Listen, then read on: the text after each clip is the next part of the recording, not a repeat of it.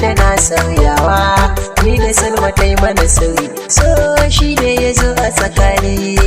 Dukkanin halitta mai rai kun sani akwai ta da hali, balle ma ta fannin zuciya ita ce mai sauyin hali.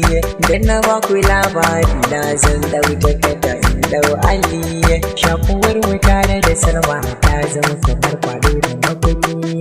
Farkon haduwar mu da Salma mun yi ta makarantar koli,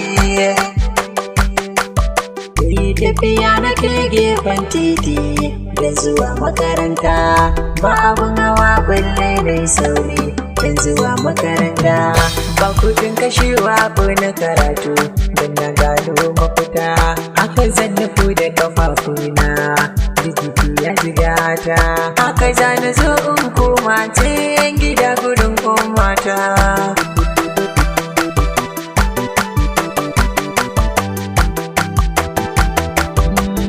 Wata raina gefen bishiya da liyo yar bita, Salma yar gidan manya ce amfan da ya siya mata mota, sun taho ta ganna a zaune gurinta sai ta jefan jakata, ƙawayenta har ma kyarata suke suna bin dawata. Salma sai ta ce su bari da talaka ne mara gata.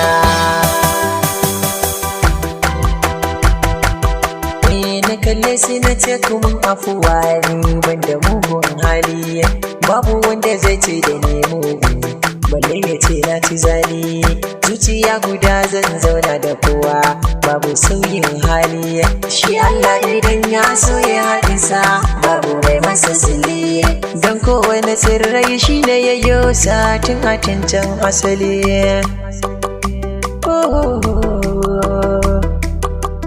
Sanni so ya shige zuciyar Salma ya yi mata rauni, daman an faɗa su sarki ne ta kowane fanni, Salma ba ta so ta gano kowa wurin ta gani, so ya yi mata gini.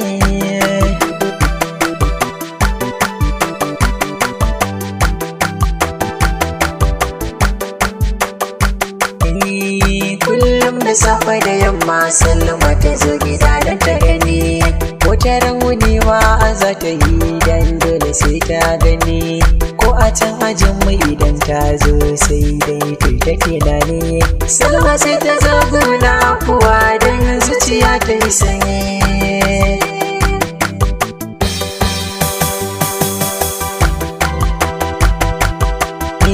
Ashe da santa cikin raina jinjini mini girma, tsoron da nake yi na bayyana don abin ya girma, tun hasaniyar da muka yi da Salma so ya ja ni na suma, yanzu soyayya ta barke ni da Salma sai ku biyo ni.